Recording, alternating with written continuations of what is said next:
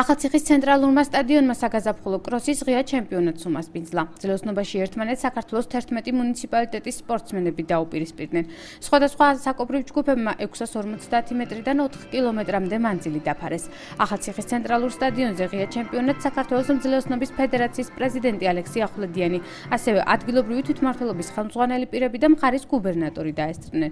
როგორც ალექსი ახვლედიანმა მეცხრე არხთან განაცხადა, ახალციხის კროს საერთაშორისო შეჯიბრის სტატუსი მიენიჭება და ცენტრალურ სტადიონზე სარეაბილიტაციო სამუშაოების დასრულების შემდეგ სტარტს სხვადასხვა ქვეყნის სპორტსმენები აიღებენ. ღია ჩემპიონატში კროსი ახალციხის მუნიციპალიტეტისა და მძლეოსნობის ფედერაციის ინიციატივით მოეწყო. იგი ტრადიციული სახისა და უკვე მეოთხე წელია, რაც ახალციხეში ტარდება.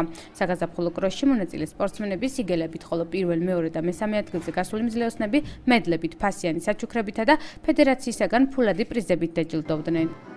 ახალციხის კროს იცით რომ ჩვენ დაგეგმილი გვაქვს მიენიჭოს საერთაშორისო შეჯიბრის სტატუსი და მე ვფიქრობ თუ მიმდინარე წელს დასრულდება სარეაბილიტაციო სამუშაოები უკვე მომავალ წლიდან სხვადასხვა ქვეყნის ძალიან ბევრ სტუმარს უმასპინძლებს ახალციხე და კონკრეტულად ეს ღონისძიება, რასაც ახალციხის კროსი ქვია. მე მინდა გითხრათ რომ ეს არის უკვე ტრადიციული ახალციხის საგაზაფხულო კროსი, რომელიც ტარდება მეოთხედ და იმედია რომ ყოველ წელს მოახერხებთ ამის გაკეთებას.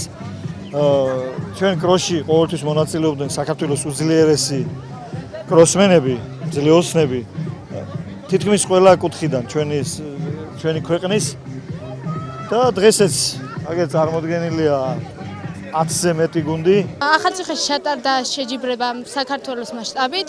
აქ იყვნენ ჩამოსულები სხვადასხვა ქალაქებიდან.